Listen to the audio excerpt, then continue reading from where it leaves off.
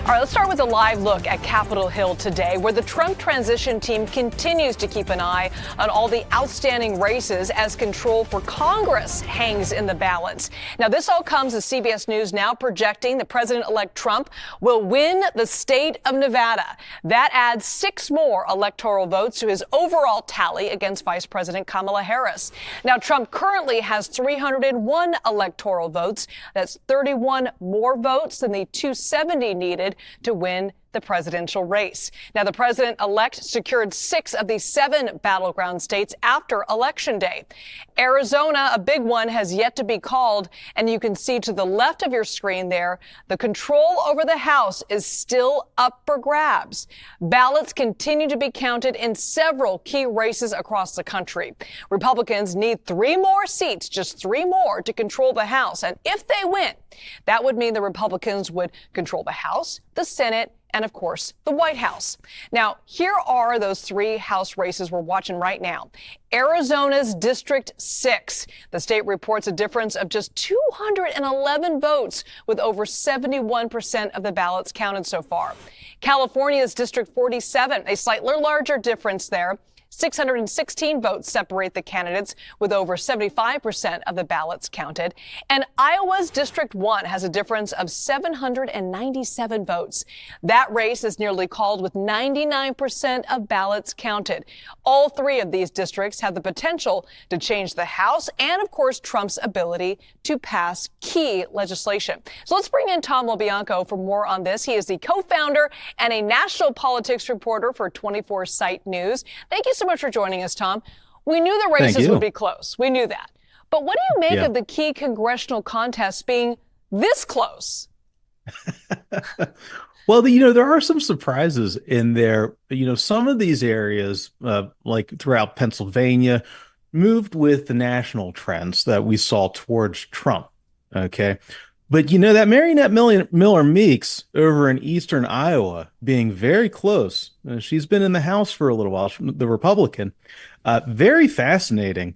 So there's a lot of variation in here. Now, how are these going to play out? There will be recounts, clearly. I mean, anything, down to a couple hundred votes could be very tight. Mm-hmm. And, even if somehow miraculously the Democrats were able to squeak out, run the board, whoever controls the House is going to have a very tight margin going into it. And House Republicans, as we know, Tom, have been divided in the past.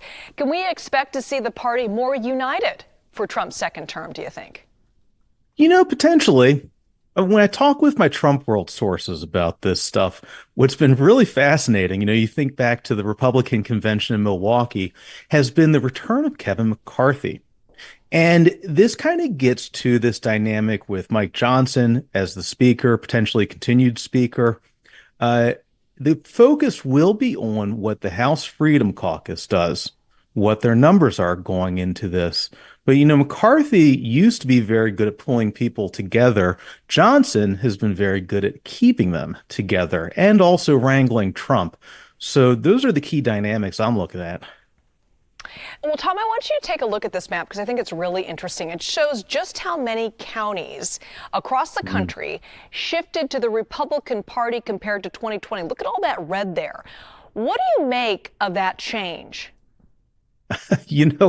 I just wrote my roundup over at 24 Site News. That's number 24sight.news. Mm-hmm. I called it the old gods and the new.